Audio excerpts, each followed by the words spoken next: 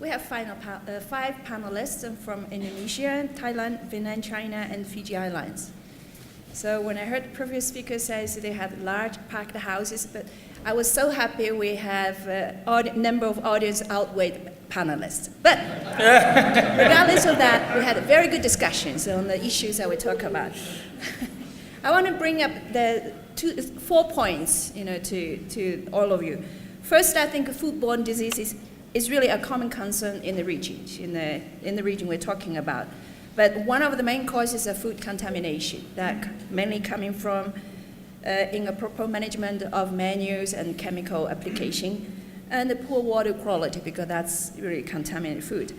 And then the second point that I wanted to say, that tackling foodborne diseases and health shocks is as challenging as any other topics we've been talking about in 3 days, because we know that food system ranging from production to processing, distribution, and consumption.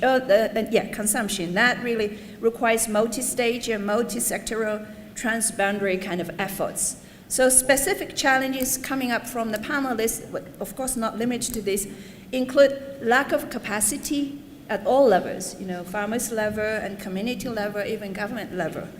A lack of data of information, because a lot of people are trying to Google and look for foodborne diseases in a specific country text, but it wasn't much updated information, so that one.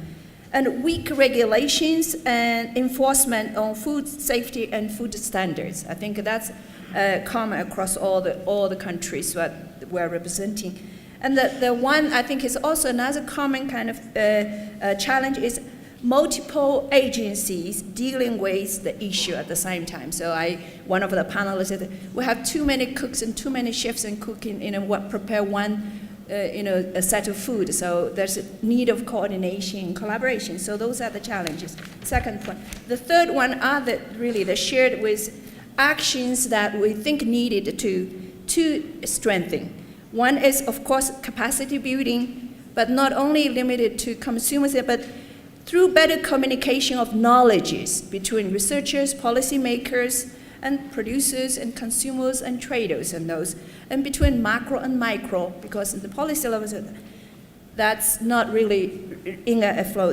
And the second is a public buying, especially the common kind of understanding about the significance of the foodborne diseases, and put the value there.